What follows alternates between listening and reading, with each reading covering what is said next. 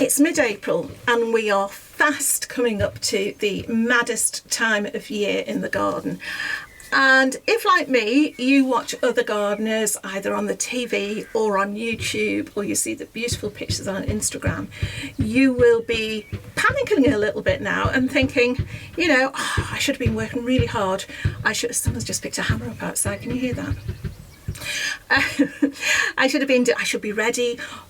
All my seedlings haven't germinated. I haven't sown this yet. You know, why isn't that the right size? Why doesn't it look this? We're all guilty of comparing ourselves to the highest possible degree, and that, for me, that takes away one of the main reasons that I garden, and that is because allegedly I enjoy it. And I think it's easy to get lost in the layer upon layer of people showing you what you should be doing now. So I thought this week I will be giving you a tip to save time, because I'm quite pleased with this one.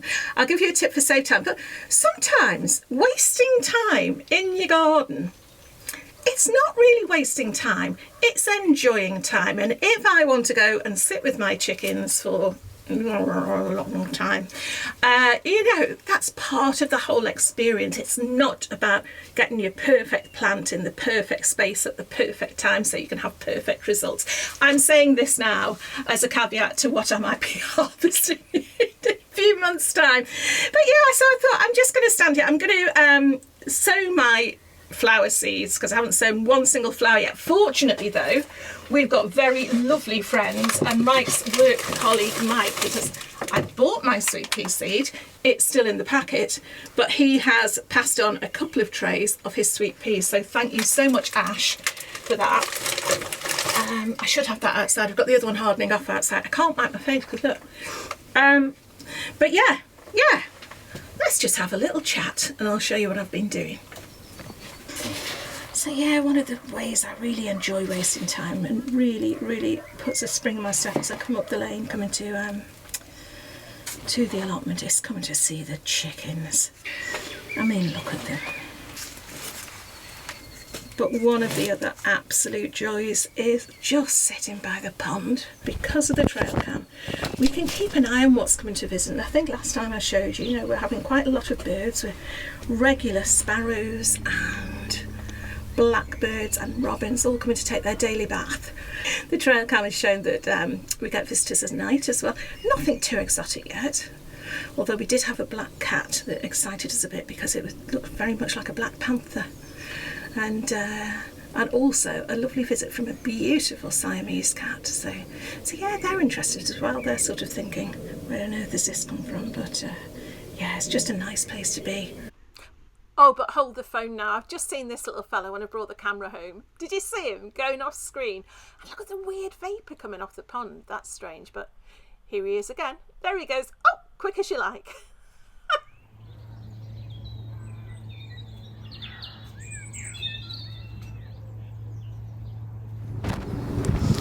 The other day, Mike and I did a live stream on Sunday evening, and we were very kindly supported by Lock. So I said at the time that any money that we get on the channel automatically, like from the patrons and everything, goes straight back into the plot and something good for the plot. And what better could we do with that donation than to buy something that was going to save us so much time?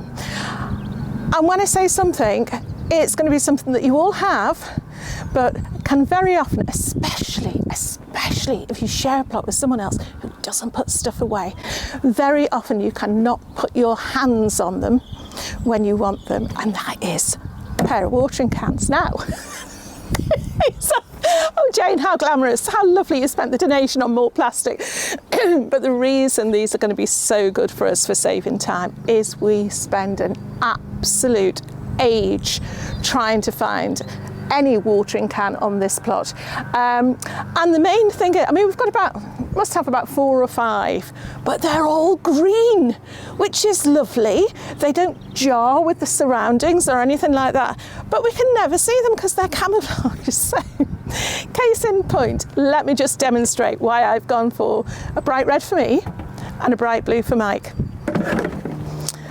Okay, Okay, you're about, I would say about halfway up the plot, so I'm not going to be too naughty with these, but can you see them? Can you see them wandering up the plot? Let's see now. I'm going to put one there. And should I put one over here? I'm going to put one there. Okay. Right. Which watering cans can you see? Because, needless to say, you can probably see the red one first. I hope you can, otherwise this experiment's completely done over. But the red one is actually right next to the green one. Okay, which one stands out? And then, apologise for the sound quality, my mic's really playing up today. The blue one, hopefully, behind the apple tree, the blue one stands out a lot more than the green one. So this now means that not only does Mike have his own watering can and doesn't have to go around pilfering the others for his new plot or his new squash area, but we might just, I don't know, we might just save some time. We'll see how that goes.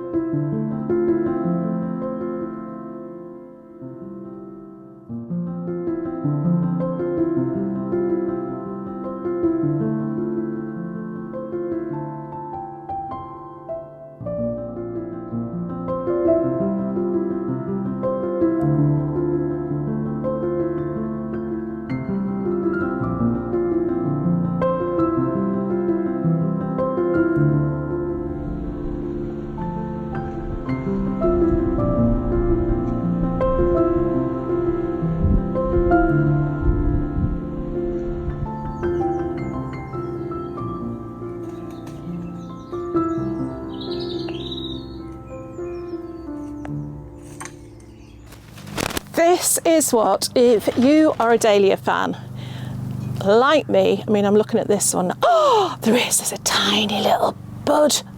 But this is what you stare at soil for. Hello, bee. Oh, hello, do you like my dahlias? I hope that's a good sign.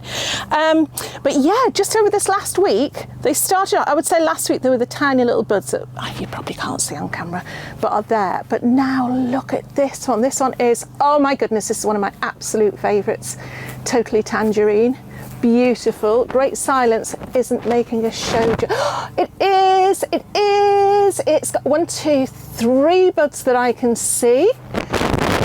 And then, oh, the same with the Happy Butterfly. I don't know what that one's like, and I don't know why I bought it. France, oh, they've all come. They're all coming. Blue Bio and, oh, Copper Boy, another favourite from last year.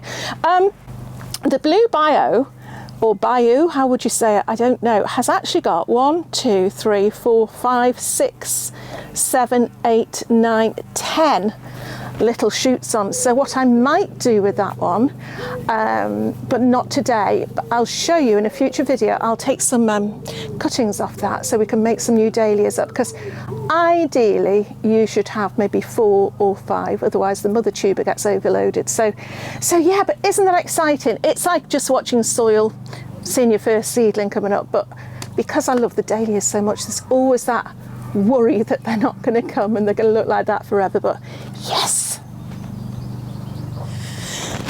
Little update on the blueberries that I repotted in the Silvergrow Ericaceous compost.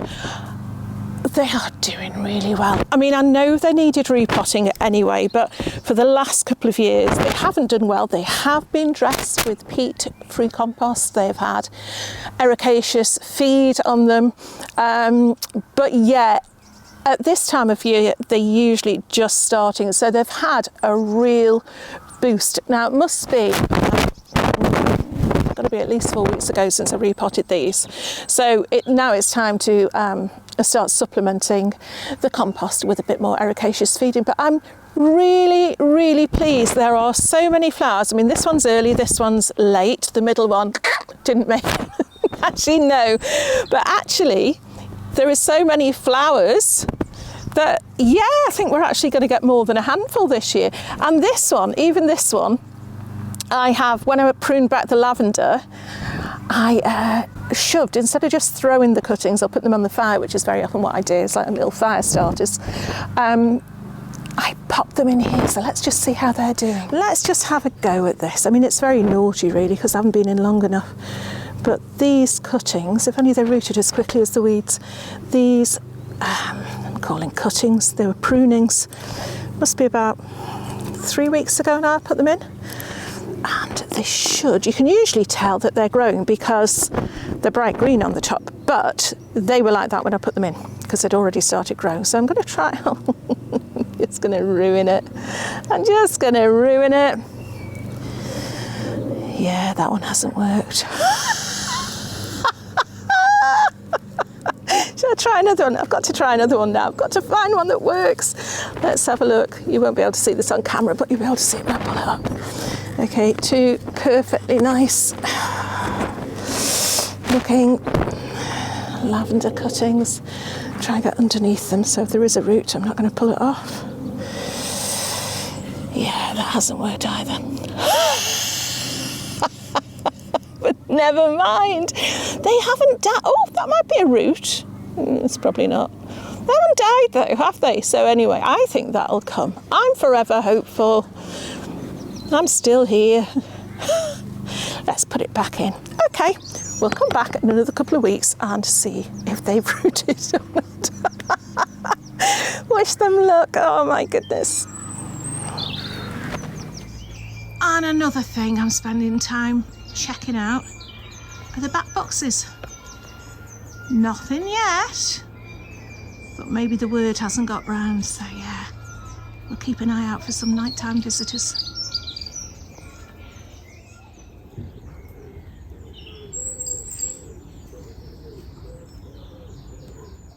Another thing that's just a joy to see is the bright green of the new growth of the grapevine. I mean, it was pruned back so hard. You can see how hard it was pruned back not too long ago.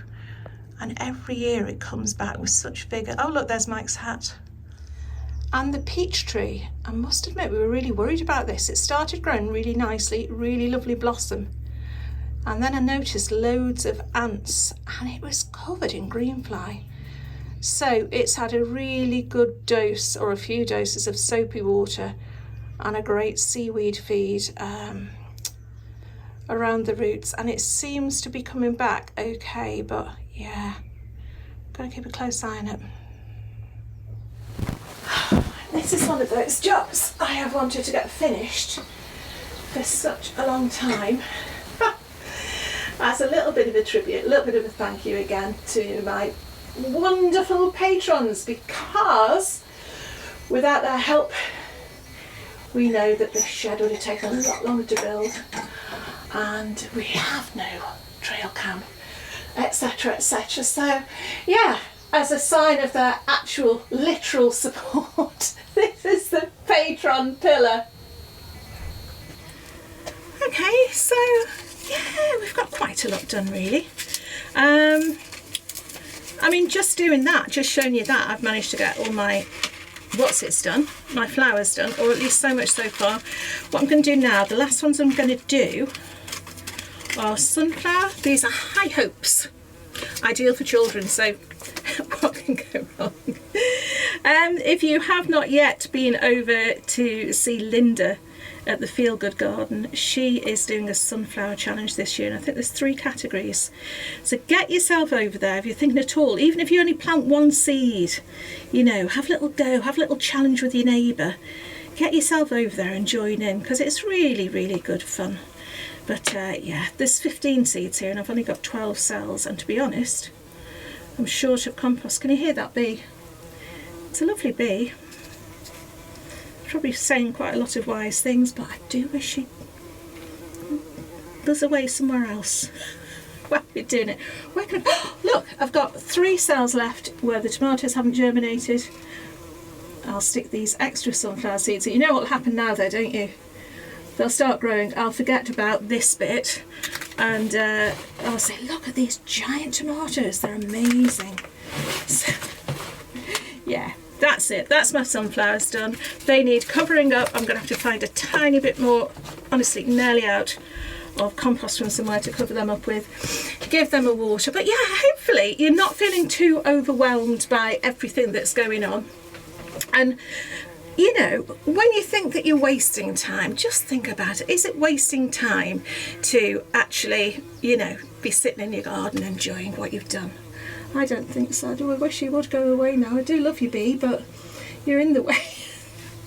Anyway, I'll see you soon. Bye for now.